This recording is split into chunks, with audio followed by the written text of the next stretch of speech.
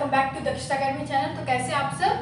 तो polity series में हमने क्या कर लिया था, लास्ट वीडियो में हमने क्या पढ़ा था, पार्ट 4A के बारे में पढ़ा था, जिसमें हमने फंडामेंटल ड्यूटीज यानी जो हमारे मूल कर्तव्य हैं वो क्या होना चाहिए उसके बारे में डिटेल में स्टडी की थी। अगर फटाफट 2 मिनट में हम रिवाइज कर ले, 2 मिनट में जितना भी हम पॉलिटी का कवर कर चुके हैं, तो भाग 1 से पार्ट 1 से लेकर पार्ट 4 तक हमने क्या क्या पढ़ लिया है।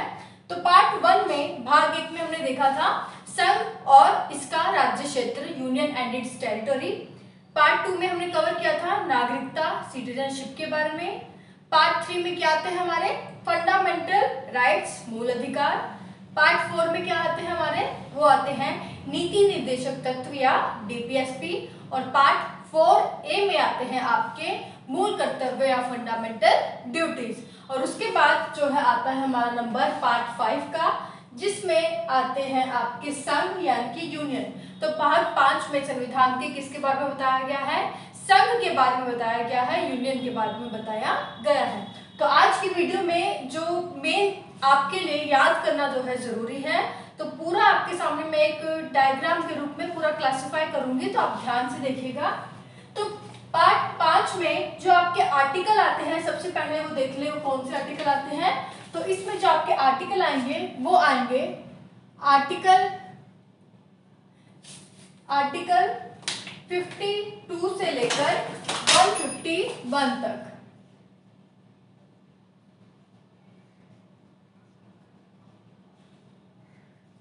तो अनुच्छेद 52, आर्टिकल 52 से 151 जो आपके आर्टिकल है उसमें यूनियन या संघ के बारे में बताया गया है। और अब इसको हम डिफरेंट पार्ट्स में डिवाइड कर लेंगे ताकि एक एक जो चीज हमारे लिए समझना इजी हो जाए। तो आर्टिकल 52 से 151 को हम डिवाइड कर लेते हैं, जिसमें से आपका जो पहला पार्ट है वो है आर्टिकल 52 से लेकर आर्टिकल 78। और इस आर्टिकल में बताया गया आपकी कार्यपालिका के बारे में। कार्यपालिका इंग्लिश में हम इसे क्या कहते हैं, एग्जीक्यूटिव। उसके बाद आते हैं आपके आर्टिकल 78 से आगे है आर्टिकल 79 से लेकर 122।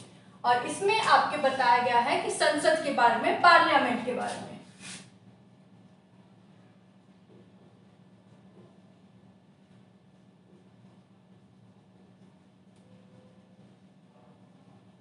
और थर्ड नंबर पे है आपके 122 के बाद आपका है आर्टिकल 123। और इसमें बताया गया है राष्ट्रपति की विधायी शक्ति के बारे में।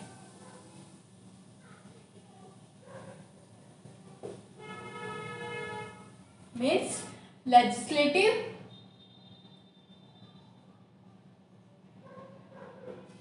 Powers of president. तो ये आपका आर्टिकल 123 में बताया गया है। उसके बाद 123 के बाद आपका आर्टिकल आता है 124 और 124 से लेकर 147। इसमें आपके बताया गया है जो संघ की न्यायपालिका है उसके बारे में। अगर आप ऐसे क्लासिफाई कर लेंगे कि डिवाइड कर लेंगे कि किन आर्टिकल में क्या बताया गया है, तो हमारे लिए इजी हो जाएगा समझना कि जो स्पेसिफिक आर्टिकल में संसद के बारे में या राष्ट्रपति के बारे में क्या कहा गया। तो पहले हम आज यही समझेंगे। तो आर्टिकल 124 से 147 के बीच में आपके क्या आते हैं, संघ की न्यायपालिका के बारे में बताया गया है। इंग्लिश में हम इसे क्या क्या कहते हैं, यूनियन जुडिशियरी। उसके बाद लास्ट हमारा रह गया आर्टिकल 147 के बाद आएगा आपका 148 और 148 से लेकर आपका 151 लास्ट जो आपका आर्टिकल है। और इसमें जो है बताया गया है आपकी कैग के बारे में।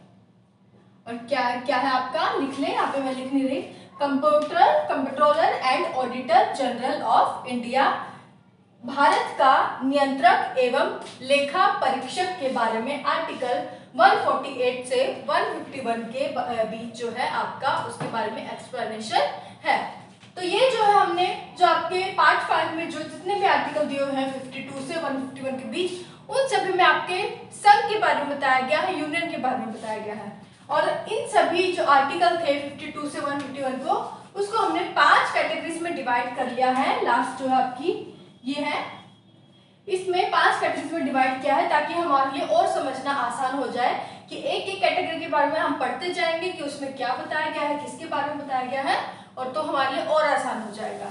तो सबसे पहले जो हम पढ़ेंगे वो है आपका कार्यपालिका या एग्जीक्यूटिव के बारे में, जिसके बारे में बताया गया है आपके आर्टिकल 52 से 78 में।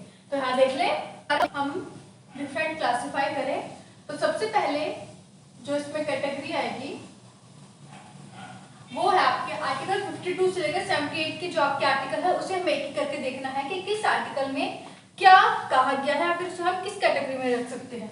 तो पहले हम देखते हैं आर्टिकल 52 से लेकर 71, और इस कैटेगरी में जो आपके आर्टिकल है इसमें बताया गया है आपके राष्ट्रपति एवं उपराष्ट्रपति के बारे में, यानी कि जो आपका प्रेसिडेंट एंड वाइस प्रेसिडेंट के बारे में इसमें बताया गया है। तो आर्टिकल 52 और 71 में हो गया आपका राष्ट्रपति एवं उपराष्ट्रपति के बारे में। उसके बाद आपके आर्टिकल जो है इसमें हम क्लासिफाई करेंगे आर्टिकल 74 से लेकर 75 के बीच, उसमें क्या कहा गया है। अब आपके दिमाग में ये आ रहा होगा कि 71 के बाद तो आपके आर्टिकल 72 आएगा, 73 आएगा, उसके बाद 74 आएगा।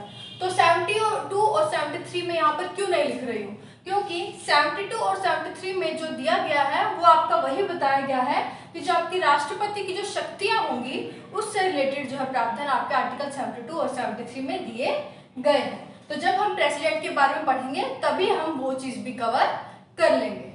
तो आर्टिकल 74, 75 इसमें आपका बताया गया है मंत्री परिषद या काउंसिल ऑफ मिनिस्टर्स। क्लियर? तो डाउट क्लियर हो गया 72 और 73 का। उसके बाद है 74, 75 हमने देख लिया, काउंसिल ऑफ मिनिस्टर्स के बारे में बताया गया है। उसके बाद आर्टिकल आता है 75 के बाद आर्टिकल 76, और आर्टिकल 76 में बताया गया है आपके महा न्यायवादी या अटॉर्नी जनरल के बारे में। ओके, और उसके बाद है गया आपका आर्टिकल 78 तक है, तो उसके बाद है हमारे आर्टिकल 77 और आर्टिकल 78, और इनमें कुछ स्पेसिफिक नहीं है इन दो आर्टिकल में 77 और 78 में। इसमें सिर्फ बताया गया है कि जो रूल्स होंगे इनके जो कार्य संबंधी कार्यपालिका के एग्जीक्यूटिव के जो कार्यपालिका के कार्य संबंधी जो भी रूल्स होंगे, नियम होंगे, वो सब बताया गया है आपके आर्टिकल 77 और 78 में।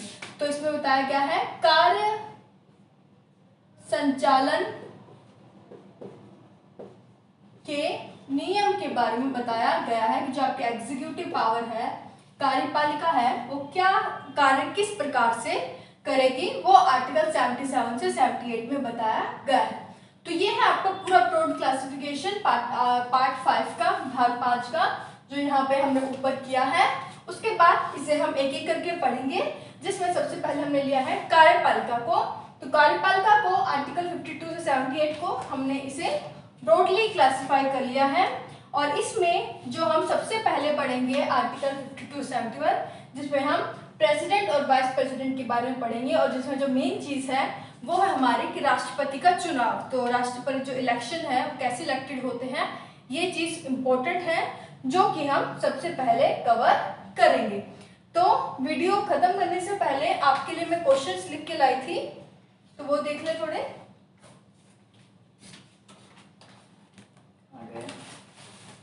कहाँ गए क्वेश्चंस?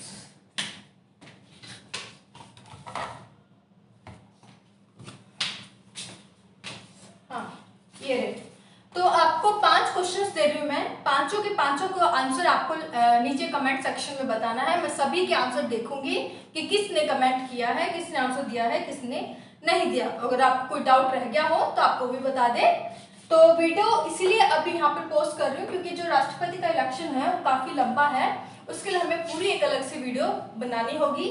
इसलिए अभी के लिए आपसे 5 क्वेश्चन पूछ रही हूँ, जिसमें से आपका जो पहला क्वेश्चन आपको बताना है कि जो हमने पिछले क्लास में फंडामेंटल ड्यूटीज या मूल कर्तव्यों के बारे में पढ़ा था, उसमें जो हमारी पहले हमें पता है कि जो ओरिजिनल कॉन्स्टिट्यूशन था हमारा, उसमें केवल 10 फंडामेंटल ड्यूटीज थी, 10 हमारे मूल कर्तव्य थे।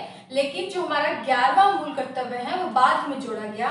तो आपको बताना है कि कौन से साल में और किस संविधान संशोधन के माध्यम से आपका जो 11th फंडामेंटल ड्यूटी है वो आपके फंडामेंटल ड्यूटीज में जोड़ी गई, वो आपको बताना है।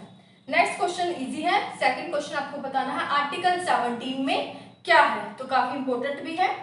थर्ड क्वेश्चन आपको बताना है कि जो आपका एंटी डिफ्लेक्शन लॉ है, दल बदल विरोधी कानून है, उसके बारे में कौन से शेड्यूल्स या अनुसूची में बताया गया है।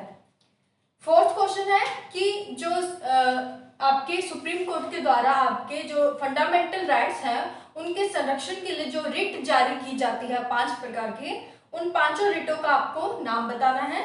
और लास्ट क्वेश्चन जो आपको बताना है वो ये कि जो आपके नीति निर्देशक तत्व है डीपीएसपी है, वो कौन से देश के संविधान से लिए गए। तो ये 5 क्वेश्चन का जो मैं आपका आंसर देखूंगी एक एक का कमेंट सेक्शन में, तो आप जरूर आंसर दें मुझे। और मिलते हैं अपनी नेक्स्ट क्लास में। नेक्स्ट क्लास इंपॉर्टेंट होगी, जिसमें हम प्रेसिडेंट के, राष्ट्रपति का चुनाव किस प्रकार होता है उस पर पूरी एक वीडियो बनेगी। आज के लिए बस इतना ही। वीडियो अच्छी लगती है तो प्लीज शेयर जरूर करें अपने फ्रेंड्स के साथ, व्हाट्सएप ग्रुप्स पर शेयर करें, अपनी फेसबुक पोस्ट पर शेयर करें। तो चलिए आज के लिए बस इतना ही। ध्यान रखिए अपना। Thank you so much. Take care. Good night.